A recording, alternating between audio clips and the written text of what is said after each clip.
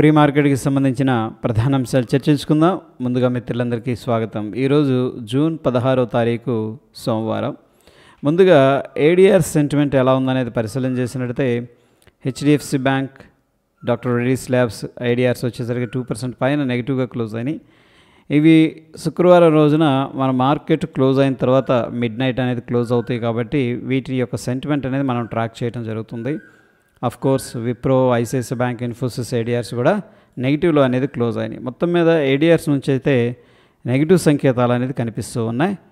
ఇక Indian indices ఎలా perform చేసినాయి అనేది మనం పరిశీలన చేసినట్టయితే PSU bank, FMCG banks top లూజర్స్లో ఉండగా మీడియా, రియాలిటీ, ఐటీలో కొద్దిగా గ్రీన్లో కనిపించినాయి. మొత్తం మీద 70% ఇండియన్ ఇండిసెస్ నెగిటివ్గానే క్లోజ్ అయినాయి. ఇక గ్లోబల్గా మార్కెట్స్ ఎలా ఉన్నాయనేది పరిశీలన చేసినట్టయితే యూఎస్కి సంబంధించిన వోల్టాలిటీ అయితే తగ్గింది. Course Hong Kong, south Korea, German, France, Europe, London ఇవన్నీ కూడా నెగిటివ్లో క్లోజ్ అవగా చైనా I50 ఫీచర్స్ ముఖ్యంగా ఏంటంటే యూఎస్కి సంబంధించిన మార్కెట్స్ అయితే కొద్దిగా గ్రీన్లో ట్రేడ్ అవుతున్నాయి. రష్యా గ్రీన్గా ఉంది and course Asia market, Japan కూడా పాజిటివ్గా ఉంది. బట్ ఇక్కడ పాజిటివ్ ఉన్నాయి కానీ అంత సిగ్నిఫికెంట్ స్ట్రెంగ్త్ అయితే కనిపించట్లేదు. అగైన్ గ్లోబల్గా మిక్స్డ్ కాంటెక్స్ట్ అనేది కనిపిస్తుంది. ఇక శుక్రవారం రోజున యూఎస్కి సంబంధించిన టాప్ 30 కంపెనీస్ ఏ విధంగా క్లోజ్ అయినాయి అనేది మనం పరిశీలన చేసినట్టయితే విసాయే, Nike, American expresses more than 3% దాకా నెగిటివ్లో క్లోజ్ అవగా చెవ్రాన్, జాన్సన్ మాత్రం మైల్డ్ గెయిన్స్తో క్లోజ్ అయ్యాయి. మొత్తం మీద 90% యూఎస్ మార్కెట్ అంటే దానికి సంబంధించిన స్టాక్స్ నెగిటివ్గానే క్లోజ్ అయినాయి అని చెప్పేసి తెలుస్తుంది. ఇక ఎకనామిక్ క్యాలెండర్ అనేది పరిశీలన చేసినట్టయితే నిన్నటి రోజున కానీ ఈ రోజున కానీ ఎటువంటి మేజర్ ఈవెంట్స్ అయితే కనిపించట్లేదు. ఇండియాకి సంబంధించిన ఎకనామిక్ క్యాలెండర్ అనేది పరిశీలన చేసినట్టయితే నిన్నటి రోజున ఎటువంటి ఈవెంట్స్ అయితే లేవు. ఈరోజు ఉదయం 9:15 ప్యాసింజర్ వెహికల్ సేల్స్ అనేది రిలీజ్ అవుతుంది. సో ఇది రిలీజ్ అయిందంటే డెఫినెట్గా ఆటో సెక్టార్లో కొంత మొమెంటం ఉండే అవకాశం ఉంది, లేదా వోల్టాలిటీ ఉండే అవకాశం ఉంది. ఇక మధ్యాహ్నం 12 గంటలకి ఫుడ్ ఇన్ఫ్లేషన్ కానీ, manufacturing inflation, fuel inflation, wholesale price index మొత్తం కూడా ఇన్ఫ్లేషన్ సంబంధించిన డేటా అనేది రిలీజ్ అవుతుంది. దాని తర్వాత imports, exports, balance of trade ఏ విధంగా ఉంది అనే డేటా కూడా రిలీజ్ అవ్వడం అనేది జరుగుతుంది. వెరీ ఇంపార్టెంట్ డేటా రిలీజ్ అవుతుంది ఈరోజు. యూఎస్ సంబంధించిన స్టాక్ ఫీచర్స్ అయితే పాజిటివ్గానే క్లోజ్ అయినాయి. అందరూ కూడా ఫెడ్ మీటింగ్ని ఫోకస్ అనేది చేస్తూ ఉన్నారు. ఫ్యూచర్ అండ్ ఆప్షన్స్లో ఏ ఒక్క కంపెనీ కూడా రిజల్ట్ అయితే అనౌన్స్ చేయట్లేదు. ఫ్యూచర్ అండ్ ఆప్షన్స్లో టిటాగర్, హుడ్కో, Manappuram, RBL bank, ABFRL, Birla soft, Chambal fertilizers, CDSL, IREDA, IEX అనేది బ్యాన్ లిస్ట్లో ఉన్నాయి. వీటిలో మనం ఫ్యూచర్స్ అండ్ ఆప్షన్స్ ట్రేడ్ చేయకూడదు. Probably Hindustan copper and Dixon కూడా బ్యాన్ లిస్టులకు వెళ్ళడానికి అయితే పాసిబిలిటీస్ కనిపిస్తూ ఉన్నాయి. ప్రీవియస్గా బ్యాన్ లిస్ట్లో ఉన్న హిందూ కాపర్ అనేది ఇప్పుడు బయటకు వచ్చింది. ఇక్కడ ఫ్యూచర్ అండ్ ఆప్షన్స్ బ్యాన్ లిస్ట్లో ఉందంటే మన క్యాష్ మార్కెట్ అయితే బై సెల్ అనేది చేసుకోవచ్చు. నిఫ్టీ హీట్ మ్యాప్ అనేది పరిశీలన చేసినట్టయితే BEL, ONGC, టెక్ మహీంద్రా అనేది స్లైట్ గ్రీన్లో క్లోజ్ అవగా Adani ports course many stocks అంటే నెగిటివ్గా అయితే క్లోజ్ అయినాయి. Individual stocks Manappuram, Jubilant food, BEL, BDL వీటిల్లో సిగ్నిఫికెంట్గా లాంగ్ బిల్డప్ అనేది జరుగుతుంది. అంటే ప్రైస్ ఇంక్రీజ్ అవుతుంది, ఓపెన్ ఇంట్రెస్ట్ కూడా ఇంక్రీజ్ అవుతూ ఉంది. సో దీన్ని లాంగ్ బిల్డప్ అంట. ప్రాబబ్లీ ఎక్స్పెక్టేషన్ ఏంటంటే ఇంకా ఫర్దర్గా పైకి వెళుతుందనే ఎక్స్పెక్టేషన్ ఉంది. అండ్ యాస్ట్రాల్లో సిగ్నిఫికెంట్గా షార్ట్ కవరింగ్ అనేది జరుగుతుంది. అంటే ప్రీవియస్గా ఎవరైతే కిందకి వెళ్తుందని షార్ట్ చేశారో వాళ్ళందరూ కూడా కవర్ చేస్తున్నారు. Union bank, granules, NMDC, NCC, సోనాకమ్స్ దీంట్లో సిగ్నిఫికెంట్గా షార్ట్ బిల్డప్ అనేది జరుగుతూ ఉంది. అంటే ప్రైస్ కిందకి వెళుతూ ఉంది, ఓపెన్ ఇంట్రెస్ట్ అనేది రైజ్ అవుతుంది. ప్రాబ్లీ ఇంకొంచెం కిందకి వెళ్తుందని ఎక్స్పెక్టేషన్ ఉందని చెప్పేసి అర్థం చేసుకోవచ్చు. Bandhan bank, AU bank, IREDA, RBL bank, ABC capital. So దీంట్లో ఏంటంటే సిగ్నిఫికెంట్గా లాంగ్ అన్వైండింగ్ అనేది జరుగుతుంది. అంటే ఎవరైతే లాంగ్ తీసుకున్నారో దాన్ని ఏంటంటే ఎగ్జిట్ అవుతున్నారనమాట ప్రస్తుతానికి. ఇక ఫీచర్స్లో టోటల్గా ఎలా ఉంది అనేది మనం పరిశీలన చేసినట్టయితే based on the price and open interest interpretation అనేది లాంగ్ సైడ్ ఏమో 18% అనేది చూపిస్తూ ఉంది, షార్ట్ సైడ్ 70% అనేది చూపిస్తుంది. ఇన్ బ్రాడర్ పిక్చర్లో ఏంటంటే స్టిల్ కొద్దిగా కిందకు వెళుతుందని పార్టిసిపెంట్స్ నుంచి ఎక్స్పెక్టేషన్ ఉందని చెప్పేసి మనం అర్థం చేసుకోవచ్చు. ఇక నిఫ్టీ ఫ్యూచర్ అనేది మనం అబ్జర్వ్ చేస్తూ వస్తూ ఉన్నాం. మొన్నటి రోజున గ్యాప్ డౌన్ అయింది. కోర్స్ గ్యాప్ డౌన్ అయిన దగ్గర నుంచి కూడా కొద్దిగా రికవర్ అయింది.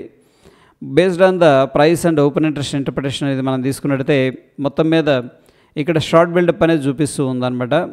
సో ఇన్ ఏ సింపుల్ ఏంటంటే ఫర్దర్గా డిక్లైన్ అవుతుందని ఎక్స్పెక్టేషన్ ఉందని చెప్పేసి అర్థం చేసుకోవచ్చు. ఈరోజు ఎటువంటి ఎక్స్పైరీ కూడా లేదు. పార్టిసిపెంట్ వాయిస్ డేటా అనేది మనం పరిశీలన చేసినట్టయితే ఎఫ్ఐఎస్ అయితే అన్నింటిలో కూడా బెరిష్గా ఉన్నారు. ప్రొపరేటర్ ఏమో ఇండెక్స్ ఫీచర్స్ ద్వారా బెరిష్గా ఉన్నారు, స్టాక్ ఫీచర్స్లో బుల్లిష్గా ఉన్నారు. క్లయింట్ అన్నింటిలో బుల్లిష్గా ఉన్నారు, డిఐఎస్ అన్నింటిలో కూడా బుల్లిష్గా ఉన్నారు. మొత్తం మీద ఎఫ్ఐఎస్ 1264 కోట్లు క్యాష్ మార్కెట్లో సేల్ చేసినట్టు తెలుస్తుంది. డిఐఎస్ ఏమో 3041 కోట్లు క్యాష్ మార్కెట్లో బై చేసినట్టు తెలుస్తుంది. ఎఫ్ఐఎస్ అయితే సెల్లింగ్ చేస్తున్నారు, డిఐఎస్ ఏమో బై చేస్తూ సపోర్ట్ చేస్తున్నారు. ఇక ఇండియా విక్స్ అనేది పరిశీలన చేసినట్టయితే మోర్ దాన్ 7% అనేది పెరగడం అనేది జరిగింది. సో ఎప్పుడైతే ఇండియా విక్స్ అనేది రైజ్ అవుతుందో మార్కెట్లో వోలటాలిటీ అనేది పెరిగే అవకాశం ఉంది. అంటే పెద్ద పెద్ద స్వింగ్స్ ఎక్స్పెక్ట్ చేస్తాం. అండ్ ఆఫ్ కోర్స్ ఏంటంటే మార్కెట్ కొద్దిగా బ్యారిష్ సెంటిమెంట్ కూడా ఉండే అవకాశం ఉంది. ఇక యూఎస్ మార్కెట్స్ అనేది మనం అబ్జర్వ్ చేసినట్టయితే మొన్నటి రోజున సిగ్నిఫికెంట్గా డ్రాప్ అయింది. ఎందుకంటే ఇది Dow Jones industrial average futures మనం ట్రాక్ చేస్తున్నాం. బట్ ఎనీహౌ ఈరోజు గ్యాప్ డౌన్ జరిగి అక్కడ నుంచి కూడా రికవర్ అనేది జరుగుతుంది. మనం చూస్తున్న సమయానికి 89 పాయింట్లు అయితే పాజిటివ్గా ట్రేడ్ అవుతుంది. ఇక డాలర్ ఇండెక్స్ అనేది స్టిల్ వీక్గానే ట్రేడ్ అవుతుందని చెప్పేసి చెప్పుకోవచ్చు. నిఫ్టీ విషయానికి వచ్చేసరికి ప్రీవియస్గా ఓ ఇంపార్టెంట్ సపోర్ట్ అనమాట ఇది. సో 24,500 రౌండ్ నెంబర్ కూడాను ఆ లెవెల్ దగ్గర స్ట్రాంగ్ సపోర్ట్ అయితే తీసుకుంది. ఒకవేళ మార్కెట్ అనేది బ్రేక్ డౌన్ జరగాలంటే ఈ లెవెల్ వెరీ ఇంపార్టెంట్. ఈ లెవెల్ హోల్డ్ చేసినంత కారణం ఏంటంటే బులిష్గా ఉండే అవకాశం ఉంది. ఎనీహౌ ప్రస్తుతం ఏంటంటే మనకి ఈ యొక్క గ్యాప్ అనేది కనిపిస్తుంది చూడండి ఇక్కడ. సో ప్రీవియస్గా హ్యూజ్ గ్యాప్ డౌన్ జరిగింది. ఒకవేళ మార్కెట్ బులిష్గా ఉందనుకోండి ఈ గ్యాప్ ఫిల్ చేసే ప్రయత్నం జరుగుతుంది. 24,900 అనేది ఇమీడియట్గా మనకున్న రెసిస్టెన్స్ లెవెల్. అయితే 25,000 అనేది మనకి మ్యాక్స్ రెసిస్టెన్స్ ఉండే అవకాశం ఉంది. 25,000 లెవెల్ అనేది బ్రేక్అవుట్ అనేది జరిగిందంటే ఫర్దర్గా 25,333 దాకా వెళ్ళడానికి పాసిబిలిటీస్ కనిపిస్తూ ఉన్నాయి. ప్రస్తుతానికి మనం క్లియర్గా మానిటర్ చేయాల్సింది 24,892, రఫ్గా 24,900 అని చెప్పేసి చెప్పుకోవచ్చు. ఇక డౌన్ సైడ్ వచ్చేసరికి ఇమీడియట్ సపోర్టు 24,671 ఆ లెవెల్ బ్రేక్ డౌన్ జరిగిందంటే 24,494 అనేది స్ట్రాంగ్ సపోర్ట్గా ఉండే అవకాశం ఉంది. ఒకవేళ బ్రాడర్ మార్కెట్ అనేది ఈ లెవెల్ బ్రేక్ డౌన్ జరిగిందనుకోండి సో ఫర్దర్గా సెల్లింగ్ ప్రెషర్ అనేది ఇంక్రీజ్ అవ్వడానికి పాసిబిలిటీస్ ఉన్నాయి. బ్యాంక్ నిఫ్టీ విషయానికి వచ్చేసరికి 55,100 అండ్ ఆఫ్ కోర్స్ ఏంటంటే 55,000 అనేది ఒక రౌండ్ నెంబర్ అనమాట. ఆ నెంబర్ అయితే హోల్డ్ చేస్తూ ఉంది. ప్రస్తుతానికి బ్యాంక్ నిఫ్టీలో కూడా ఒక గ్యాప్ అనేది ఉంది. సో ప్రాబబ్లీ గ్యాప్ అనేది ఫిల్ చేయాలి. 56,100 అనేది మనం వాచ్ చేయాలి. ఈ లెవెల్ పైన బ్రేక్అవుట్ అయ్యి సస్టైన్ అయ్యి అక్కడ నుంచి కూడా స్టేబుల్ అయిందంటే నెక్స్ట్ మనకి 56,925 రఫ్గా ఏంటంటే 57,000 మనకి వెళ్ళడానికి పాసిబిలిటీస్ అనేది కనిపిస్తూ ఉన్నాయి. ఇక ఈ లెవెల్ అనేది బ్రేక్అవుట్ అయిందనుకోండి 55,100 అనేది ఫర్దర్గా డౌన్ సైడ్ డిక్లైన్ అనేది మనం ఎక్స్పెక్ట్ చేయొచ్చు.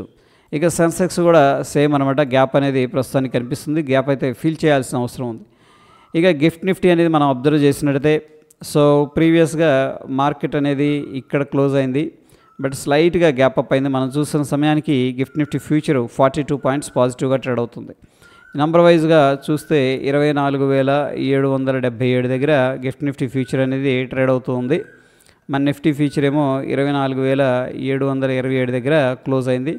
సో ఓ 50 పాయింట్లు అయితే పాజిటివ్గా కనిపిస్తుంది. Based on the gift Nifty ఏంటంటే ఫ్యూచరు మనం ఒక స్మాల్ గ్యాప్ అప్ అనేది ఎక్స్పెక్ట్ అయితే చేసుకోవచ్చు.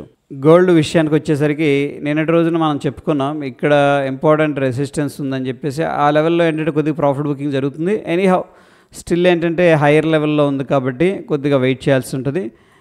బులిష్ బయాస్లోనే ఉంది. ఇక సిల్వర్ కూడా సేమ్ అన్నప్పుడు బులిష్గానే ఉంది కానీ కొద్దిగా పుల్ బ్యాక్ అనేది జరుగుతుంది. అండ్ ఆఫ్ కోర్స్ ఏంటంటే న్యాచురల్ గ్యాస్ కూడా చెప్పుకున్నాం. ఈ 3 క్యాండిల్స్ని బట్టి మార్కెట్ బులిష్గానే ఉందని చెప్పేసి. బట్ అప్ సైడ్ రెసిస్టెన్స్ దగ్గర ఓపెన్ అయింది. అక్కడ కొద్దిగా స్ట్రగుల్ అవుతూ ఉంది. ఇక బిట్కాయిన్ విషయానికి వచ్చేసరికి లాస్ట్ 3 డేస్ నుంచి కూడా కన్సోలిడేషన్ ఉంది. ప్రస్తుతానికి కొద్దిగా సెల్లింగ్ ప్రెషర్ అనేది కనిపిస్తుంది. క్రూడ్ ఆయిల్ అనేది అబ్జర్వ్ చేసినట్టయితే సో ప్రీవియస్గా ఓ ఇంపార్టెంట్ రెసిస్టెన్స్ దగ్గరికి వెళ్ళింది. అక్కడ వెళ్ళగానే ప్రాఫిట్ బుకింగ్ అనేది జరుగుతుంది. ఇక టెక్నికల్గా ఇండికేటర్స్ ఏం చెప్తున్నాయి అనేది మనం పరిశీలన చేసినట్టయితే బ్యాంక్ నిఫ్టీలో డైలీ న్యూట్రల్ అనేది అడ్వైస్ చేస్తుంది. అఫ్కోర్స్ లోవర్ టైం ఫ్రేమ్లో కూడా కొద్దిగా బేరిష్గానే కనిపిస్తుంది. నిఫ్టీ డైలీ టైం ఫ్రేమ్లో న్యూట్రల్ అనేది అడ్వైస్ చేస్తుంది. లోవర్ టైం ఫ్రేమ్లో ఏంటంటే కొద్దిగా మిక్స్డ్ కాంటెక్స్ట్ అనేది చూపిస్తూ ఉంది. So based on the broader picture ఏంటంటే ప్రస్తుతానికి ఏడిఆర్స్ అయితే మనకి నెగిటివ్ సంకేతాలు అనేది క్లియర్గా ఇస్తూ ఉన్నాయి. యూఎస్కి సంబంధించిన Dow Jones industrial average companies కూడా నెగిటివ్లోనే క్లోజ్ అయినాయి. అండ్ గ్లోబల్గా మనకి మిక్స్డ్ కాంటెక్స్ట్ ఉంది. అగైన్ ఏంటంటే పెద్దగా స్ట్రెంత్ అనేది కనిపించట్లేదు. అండ్ ఆఫ్ కోర్స్ ఏంటంటే 24,450 నుంచి 24,500 అనేది మనకి సపోర్ట్ అయితే ఉంది. ఆ సపోర్ట్ అనేది బ్రేక్ డౌన్ జరిగిందనుకోండి కొద్దిగా సెల్లింగ్ ప్రెషర్ అనేది ఇంక్రీజ్ అయ్యే అవకాశం ఉంది. అప్ సైడ్ వచ్చేసరికి 24,850, 24,900 అనేది స్ట్రాంగ్ రెసిస్టెన్స్గా ఉండే అవకాశం ఉంది ఇమీడియట్గా. సో ఇది ఫ్రెండ్స్ ప్రస్తుతానికి ప్రీ మార్కెట్కి సంబంధించిన అప్డేట్స్. ఎటువంటి క్రిటికల్ అప్డేట్స్ ఉన్నా సరే టెలిగ్రామ్లో షేర్ చేస్తాను. వీడియో ఇన్ఫర్మేటివ్గా అనిపిస్తే తప్పకుండా లైక్ చేసి మీ యొక్క సపోర్ట్ అనేది తెలియజేయండి. కొత్త వాళ్ళు చూస్తూ సబ్స్క్రైబ్ చేసుకోకపోతే తప్పకుండా సబ్స్క్రైబ్ చేసుకోండి. మరొక ఇంట్రెస్టింగ్ ఎపిసోడ్ మళ్ళీ కలుసుకుందాం. Stay tune. ధన్యవాదాలు.